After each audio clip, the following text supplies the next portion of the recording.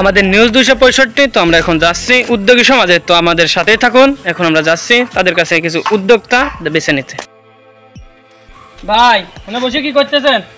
এই তো ভাই ফোন করতেছি। আপনার কাছে আলাম ভাই, আপনার সমাজের কিছু উদ্যোগ আছে নাকি আপনার?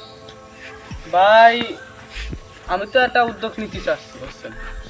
উদ্যোগটা ধরেন যে আমাদের গ্রামের প্রতিবেশী, মানে আমার বাড়ির পাশে যত প্রতিবেশী আর গ্রামের যত মহিলারা আছে তাদের, তা ধরেন যে পাড়ার মহিলাদের মেলা ধরন আছে, অনেক প্রকার আছে। কয় প্রকার? ধরেন 3-4 প্রকারের মহিলা আছে। যেমন ধরেন গুলখোর মহিলা, ধরেন যে খুদখোর মহিলা, আবার ধরেন যে মনে করেন যে একবারই কথা লাগেনি গুল নেওয়া মহিলা দেন। তো ভাই মহিলা 4 প্রকার হয়? হ্যাঁ, আমি ভাই জানতাম না।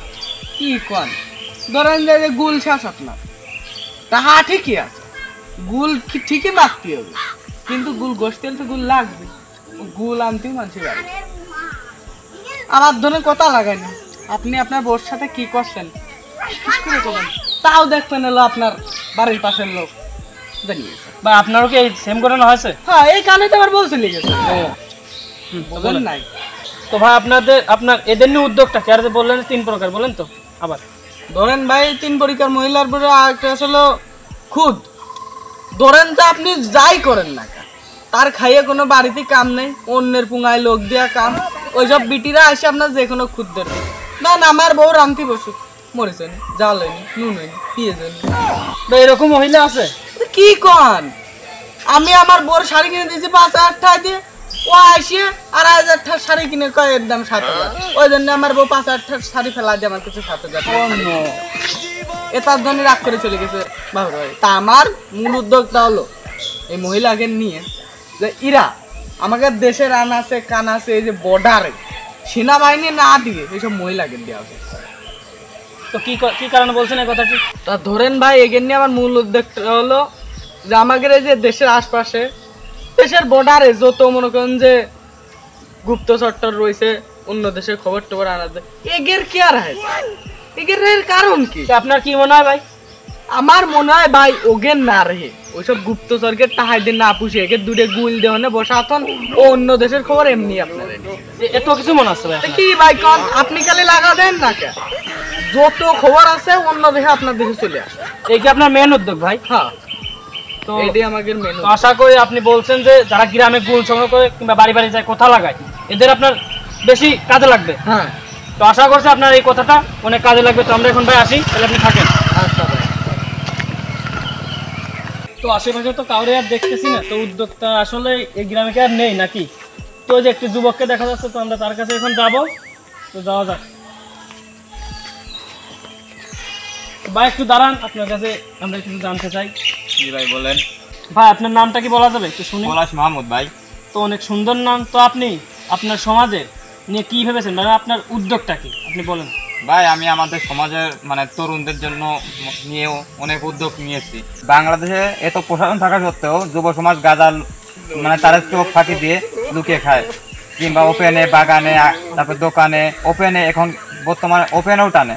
তো এদের নিয়ে আপনার কাজটুকু কি ভাই? ভাই এরা তো খারাপ পথে রয়েছে, এদের নিয়েই তো আমার উদ্যোগ। তো আপনার উদ্যোগ, এদের নিয়ে কি উদ্যোগ ভাই? আপনার মনে হয় যে এদের নিয়ে আপনার কোনো উদ্যোগ হবে? জি ভাই অবশ্যই হবে। ভাই যারা খারাপ পথে আছে আমি চিন্তা করছি তাদের বাইরের দেশে পাঠাই দেবো। ভাই বাইরে পাঠাবেন কেন? ভাই বাইরে পাঠাবো মনে করেন এই কোনো গোপন সূত্র আনার জন্য বাইরে পাঠাবো এদের। গোপন তথ্য দিয়ে আপনি কি করবেন?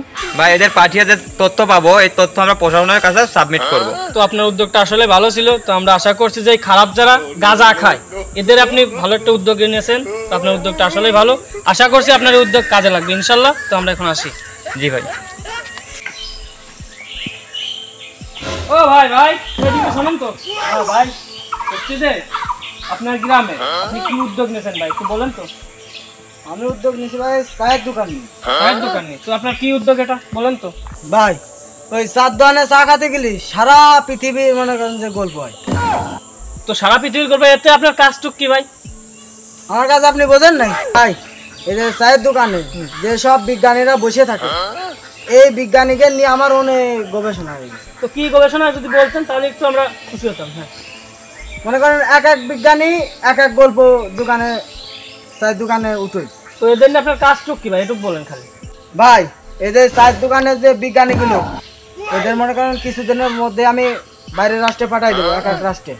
এরা যে বাইরের রাষ্ট্রে যাই আমার এই গোপন তথ্যগুলো পাঠাইবে, এই গোপন তথ্যগুলো নিয়ে আমি সেনাবাহিনীর কাছে পাঠাই দিব। এটা হলো মনে করেন আমার একটা উদ্যোগ। তো আপনার উদ্যোগটা আসলে ভালো।